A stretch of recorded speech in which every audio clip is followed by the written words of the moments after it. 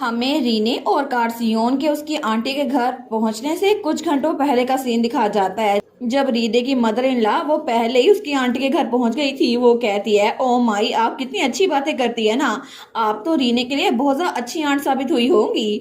तो उसकी आंट कहती है, मुझे लगता है ये सिर्फ खाली बातें हैं, फिर भी मैं आपको अश्योर करती हूँ ये सब कुछ सच है। तो उसका हस्बैंड दूर बैठा हुआ था, रीने का अंकल। वो सोचता है, दो औरतों के दरमियान मैं क्या बोलूं। लेकिन तभी रीने की आंट कहती है, क्या ये बात सच है कि रीने आपको मदर कह के बुलाती है। तो रीने की मदर इन लॉ कहती है, ऑफ कोर्स, उस जैसी प्यारी बेटी हो ना, ये तो मेरे लिए बहुत ज्यादा खुशी की बात है। तो तब हमारी हीरोइन की आंटी कहती है, मैं तो बहुत ज़्यादा जेलस हूँ। मैं तो विश करती थी कि रीने मुझे भी एक बार मदर कह के बुलाएं, लेकिन शायद मैं उससे कुछ ज़्यादा ही मांग रही थी। तो वो सोचती है, क्या लगता है इनकी बहुत ज़्यादा कॉम्प्लिकेटेड फैमिली हिस्ट्री है। तो तब रीने की मदर इन लॉ कहती है, आखिर हम लोग एक बार ट्राई क्यों नहीं करते। तो हमारी रीने की आंट कहती है, क्या मतलब। तो कार्सियोन की मॉम कहती है, मैं आपकी हेल्प करूंगी ना, हम दोनों मिलकर अपनी बेटी को तंग करेंगे। तो वो कहती है, हमारी बेटी को, मतलब सच में रीने मुझे मॉम कह सकती है। तो वो कहती है, बिल्कुल बिल्कुल, बस आपको ये करना होगा। तो रीने का अंकल बाहर बैठा हुआ था। वो सोचता है, मैं इन दोनों को रोक नहीं सकता, मुझे माफ कर दो रीने। और तब प्रेजेंट में हमारी रीने बेचारी अपनी आंट और मदर इन लॉ के दरमियान बैठी हुई थी। वो सोचती है, सच में ये लोग ऐसे बातें क्यों कर रहे हैं। तो उसकी मदर इन लॉ कहती है, अगर रीने आपको सच में फैमिली मानती होती तो आपको भी वो मदर कह के बुलाती, आपको ऐसा नहीं लगता।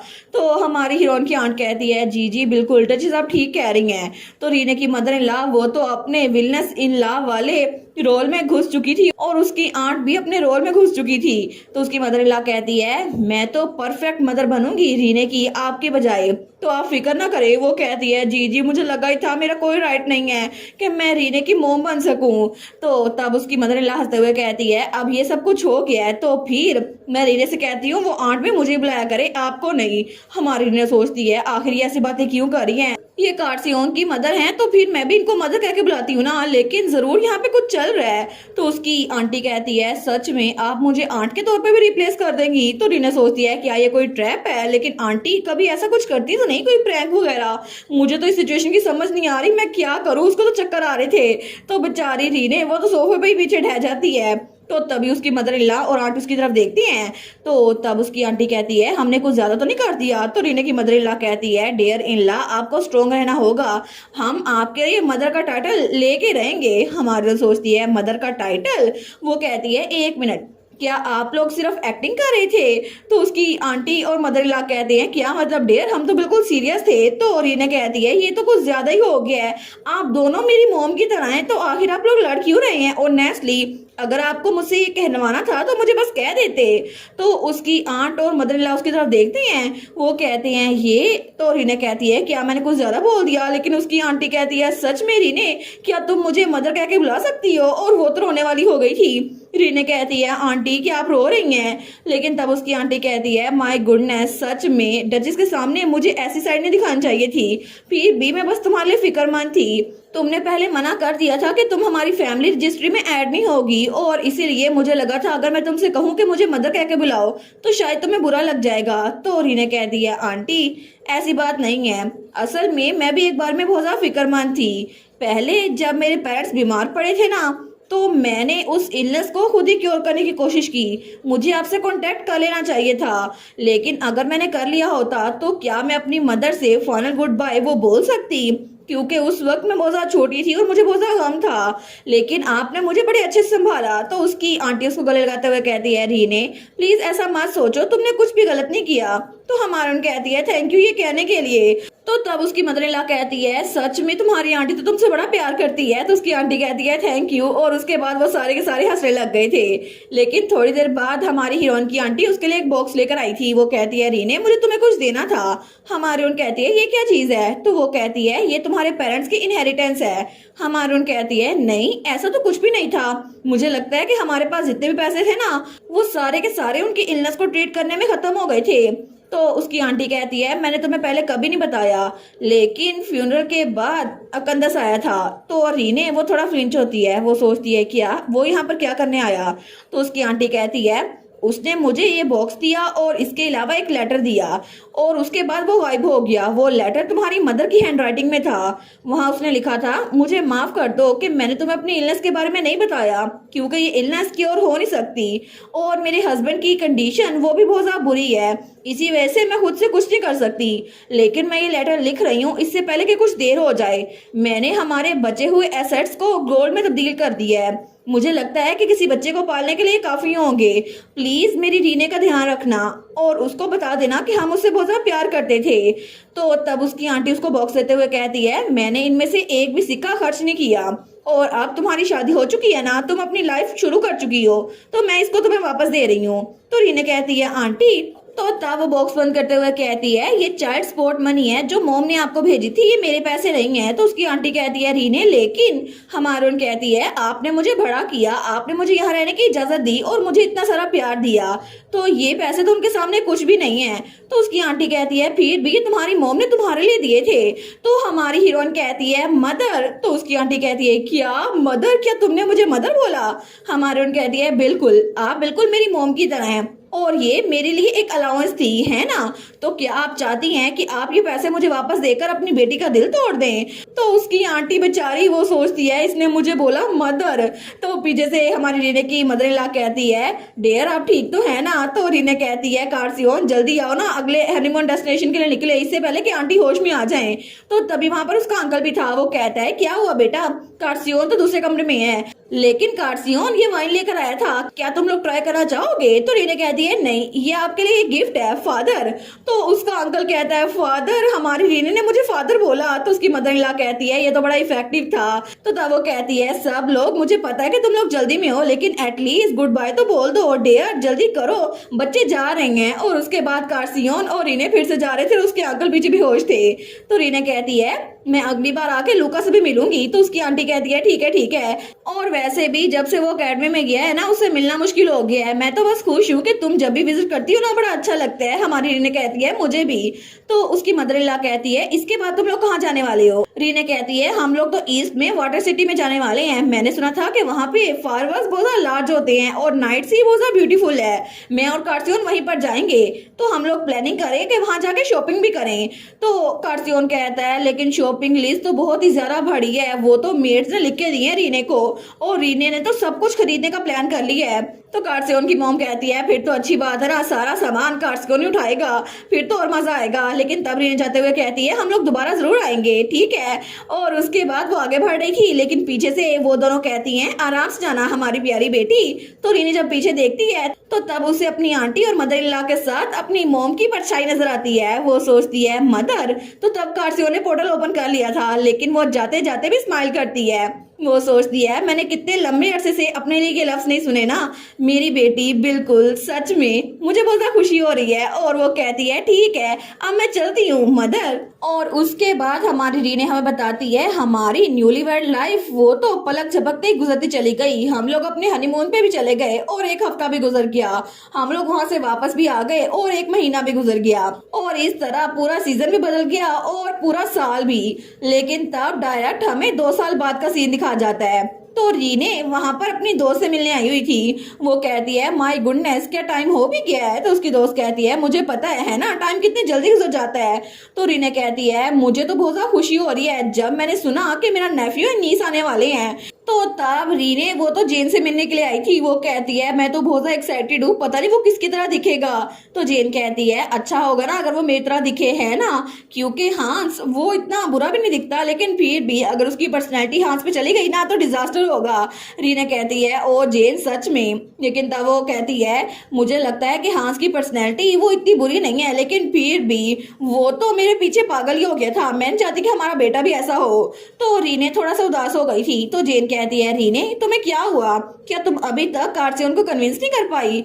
रीने कहती है, नहीं, अभी भी नहीं। मैं चाहती हूँ कि हमारी फैमिली वो बढ़े, लेकिन कार्सियोन उसने कहा है कि उसको इस बात की कोई जल्दी नहीं है, और तुम्हें पता है वो अपनी मेडिसिन स्ट्रिक्टली लेता है। और जब मैंने उससे इस 2 सालों में बात करने की कोशिश की तो उसने कहा कि वो मुझे पेन से गुजरता हुआ नहीं देख सकता। तो तब उनके सामने एक बच्ची थी और उसकी मॉम भी थी। तो वो कहती है, मम्मी मुझे आइसक्रीम चाहिए। तो उसकी मॉम कहती है, सच में? लेकिन तब तब रीने की दोस्त जेन कहती है, जब भी मैं बच्चों को गुजरते हुए देखती हूँ ना, मैं सोचती हूँ एक दिन ऐसा जरूर होगा कि मेरा बेटा या बेटी मेरे साथ होंगे।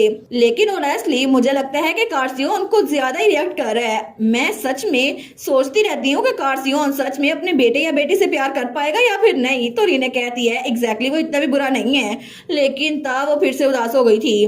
वो सोचती है, एक मिनट, अभी इसने मेंशन किया है तो डचीज ड्यूक और कार्सियोन का ताल्लुक कैसा है? ड्यूक और कार्सियोन तो एक दूसरे को इग्नोर करते रहते हैं और उनके दरमियान मेडिएटर तो सिर्फ डचीज है ना। कार्सियोन तो अपने फादर को ऐसे ट्रीट करते हैं जैसे रोड की साइड में बड़ा हुआ कोई रोक हो और उनकी मदर ही उन दोनों के दरमियान बात करवाती हैं। लेकिन क्या ये पॉसिबल हो सकता है कि कार्सियोन मेरे अलावा किसी और से प्यार करे, स्पेशली अपने बच्चों से? तो तभी दूसरी तरफ हमें हाथ दिखाया जाता है जिसके सामने कार्सियोन बैठा हुआ था। वो कहता है, मुझे पता है कि रीने को बच्चे चाहिए, लेकिन मुझे लगता है कि हम लोग बिना बच्चों के भी बिल्कुल ठीक हैं और वैसे भी जिंदगी अच्छी चल रही है। तो आखिर मुझे ये सब कुछ सोचने की क्या जरूरत है? वो बस इसी वजह से ये सब कुछ सोच रही है क्योंकि तुम लोग का बेटा या बेटी दुनिया में आने वाले हैं। एक बार टाइम गुजर गया तो फिर वो अपना माइंड बदल लेगी। लेकिन तब बेचारा हांस, वो तो वहां पर बहुत ही ज्यादा ऑकवर्ड होकर बैठा हुआ था। वो कहता है, अच्छा। तो हमारा कार्सियोन कहता है, मुझे जवाब मत देना, मैं तुमसे पूछ ही रहा, सिर्फ तुम्हारे बेनिफिट के लिए कह रहा था। वो कहता है, जी सर। लेकिन तब कार्सियोन कहता है, रीने तो अभी भी छोटी छोटी आवाज से डर जाती है। रात को पता नहीं वो कितनी बार उठती है डर की वजह से और सच में वो चाहती है कि हमारा कोई बेटा या बेटी हो। लेकिन मैं ऐसी कंडीशन में रीने पे बोझ नहीं डालना चाहता और मैं तो उसकी मैजिक के जरिए हेल्प भी नहीं कर पाता। मुझे कितना बुरा लगता है। तो हांस कहता है, लेकिन रीने खुद डिसाइड कर सकती है ना कि उसको अपने लिए बच्चे चाहिए या फिर नहीं। और मुझे लगता है कि रीने को सच में अपनी फैमिली बहुत ज्यादा पसंद है और मेरा मतलब है कि उसने अपनी फैमिली में अपने कजन को फैमिली से बाहर फिकवाया था, हालांकि उसको जान से नहीं मरवाया था। वो सच में अपनी फैमिली की फिक्र करती है और मुझे भी इस बारे में बड़ी फिक्र हो रही थी। लेकिन जेन के साथ मैंने बच्चों की बातें की और उसके बाद हमने फैमिली प्लानिंग शुरू की। तो कार्सियोन उसको घूर के देखता है तो हांस बेचारा चुप हो जाता है। तो वो सोचता है, ये तो मुझसे बात करने के लिए आया था, मुझे डरा क्यों रहा है? तो कार्सियोन सोचता है, मुझे एक और बात की बहुत ज्यादा फिक्र है, वो ये कि जब मैं छोटा था ना तो तब मैं तो बहुत ही ज्यादा शरारती हुआ करता था। मेरी एक हॉबी ये थी कि मैं अपने पेरेंट्स को अलग करके रखता था और मेरी स्पेशलिटी प्रॉपर्टी डैमेज थी और मैं तो अक्सर ऐसे प्रिटेंड किया करता था जैसे मैं अपनी पावर को कंट्रोल नहीं कर सकता और अपने फादर के डॉक्यूमेंट्स को, उनके कपड़ों को और फर्नीचर को जला दिया करता था। लेकिन मेरी मॉम मुझे संभाला करती थी और मैं उनके हाथ भी नहीं आता था। इसी वजह से मैंने तो अपने मॉम और डैड को अकेले टाइम गुजारने नहीं दिया। शायद यही वजह है कि मेरे और कोई बहन भाई नहीं है। तो तब वो सोचता है, मॉम और डैड वो तो मुझसे थक चुके थे और मैं तो अकेडमी में चला गया, फिर भी अगर कोई मेरे जैसा दुनिया में आ गया फिर। और वो इमेजिन करता है कि उसका बेबी हमारी रीने को उससे अलग कर देगा। वो सोचता है, नहीं, एब्सोल्युटली नहीं, कभी भी नहीं, मैं ऐसा कुछ नहीं होने दूंगा।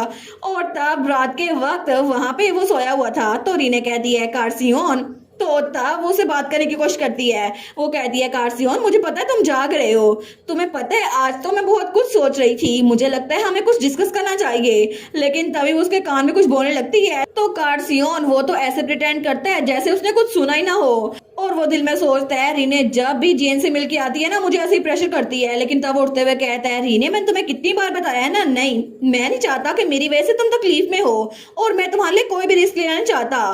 तो रीने कहती है, लेकिन मदर ने कहा था कि वो बेस्ट मिडवाइफ और डॉक्टर प्रिपेयर करवाएंगी। तो कार्सियोन बड़ा इनोसेंट सा फेस बनाकर रीने को देखता है जिसका मतलब था, रीने मैं तुमसे बहुत ज्यादा प्यार करता हूँ। तो रीने कहती है, अगर हमारा कोई बेबी हुआ जो तुम्हारे या मेरे जैसा दिखता हुआ तो कितना क्यूट होगा ना। लेकिन वो सोचती है, अब कोई फायदा नहीं है तुम्हारी इनोसेंट फेस का क्योंकि मैंने अपना माइंड बना लिया है। तो कार्सियोन कहता है, रीने मैं सीरियस हूँ, सिर्फ हम दोनों बहुत ज्यादा खुश हैं और हम लोग अपनी डेली लाइफ को एंजॉय कर सकते हैं। तो रीने कहती है, लेकिन कितना मजा आएगा ना कि हमारा कोई बेबी भी हो और उसके साथ हम लाइफ को एंजॉय करें। और वैसे भी तुम्हें अभी डिसाइड करने की जरूरत नहीं है, हम लोग इसके बारे में पहले बात कर सकते हैं और उसके बाद फिर हम लोग कुछ प्लान कर सकते हैं। लेकिन कार्सियोन कहता है, नहीं, बिल्कुल भी नहीं, मैं इसके लिए एग्री नहीं होऊंगा चाहे कुछ भी हो जाए और मैं तुम्हें सफर करता हुआ नहीं देखना चाहता, ठीक है, इसलिए ऐसा कुछ भी नहीं होने वाला। तो रीने कहती है, ऐसा कुछ भी नहीं। वो कहता है, मेरा ये मतलब नहीं था। लेकिन तभी रीने तकिया लेती है और जोर के कार्सियोन के मुंह पे मारती है। तो रीने कहती है मुझे माफ कर दो लेकिन मुझे सोचने के लिए थोड़ा टाइम चाहिए और आज हम लोग सेपरेट रूम में सोएंगे, ठीक है? तो कारसियोन कहता है क्या? वो सोचता है इसी तरह सब कुछ गड़बड़ हो गया और उसके बाद वो कमरे से बाहर बैठा हुआ था। तो रीने सोचती है मैंने इतना तो एक्सपेक्ट किया था, मुझे लगा था कि कारसियोन मेरी बात नहीं मानेगा, लेकिन फिर भी ऐसा लगता है इसको समझाना बिल्कुल नामुमकिन है। मुझे तो कारसियोन की पर्सनैलिटी की वजह से बड़ी फिक्र हो रही है, लेकिन फिर भी कोई ना कोई सोल्यूशन तो ढूंढना होगा ना। क्या हम लोग इसको प्लान नहीं कर सकते? और तब थोड़ी देर बाद हमें ड्यूक और डचेस का कमरा दिखाया जाता है। तो वहां पे कोई दस्तक देता है तो डचेस दरवाजा खोलती है। वो कहती है क्या हुआ, कौन है? तो तब वहां पे रीने थी। तो डचेस कहती है ओ डियर क्या हुआ, तुम यहाँ पर क्यों आई हो? तो रीने कहती है मदर मुझे माफ कीजिएगा इतनी रात को यहाँ आने के लिए, लेकिन मुझे आपसे एडवाइस चाहिए। और थोड़ी देर बाद वो लोग रिसेप्शन रूम में थे। तो तब उसकी मदर इन लॉ उसको चाय डालते हुए देती है। वो कहती है अच्छा तो तुम्हारा कहने का मतलब है कारसियोन इस बात से मना कर रहा है, लेकिन वो ऐसे एक्ट कर रहा है जिससे उसको फर्क नहीं पड़ता। रीने कहती है मुझे पता है कि वो कैसा फील करता है, लेकिन फिर भी वो मेरी बात तक सुनने को तैयार नहीं है। तो रीने की मदर इन लॉ कहती है तो फिर हम लोग कुछ ऐसा करते हैं कि कारसियोन को ये बात माननी पड़ेगी, हम उसके हाथ में एक बच्चा पकड़ा देते हैं जिसकी वजह से उसका दिल चेंज हो ही जाएगा। रीने कहती है क्या क्या मतलब, आखिर इसका मतलब क्या हुआ? तो रीने की मदर इन लॉ वो स्माइल करते हुए कहती है मैजिक के जरिए कुछ भी इम्पॉसिबल नहीं है। और तब हमें अगली सुबह का सीन दिखाया जाता है और वहां पे स्टडी रूम में कारसियोन सोफे पे लेटा हुआ था, लेकिन वो तो पूरी रात जागता रहा था। वो सोचता है जब से हमारी शादी हुई है ना, मैं आज पहली बार अकेले सोया हूँ, मुझे तो पूरी रात नींद ही नहीं आई। तो तभी वहां पे उसको आवाज आती है कारसियोन क्या तुम उठ गए? तो वो जल्दी से वहां से उठने लगता है। वो कहता है क्या रीने? वो दरवाजा खोलते हुए कहता है रीने क्या हो रहा है? लेकिन तभी वहां पर एक छोटी सी बच्ची थी जो कि रीने की तरह दिखती थी। वो कहती है डैडी गुड मॉर्निंग। और तब वो तो बिल्कुल क्यूट सी थी। तो वो कारसियोन को गले लगाते हुए कहती है चलिए ना जल्दी करें, बाहर जाकर खेलते हैं, आज हम क्या खेलने वाले हैं डैडी? तो कारसियोन तो शौक होकर उसको देखी जा रहा था। वो सोचता है क्या ये बच्ची ये आखिर है कौन और ये रीने की तरह क्यों दिख रही है?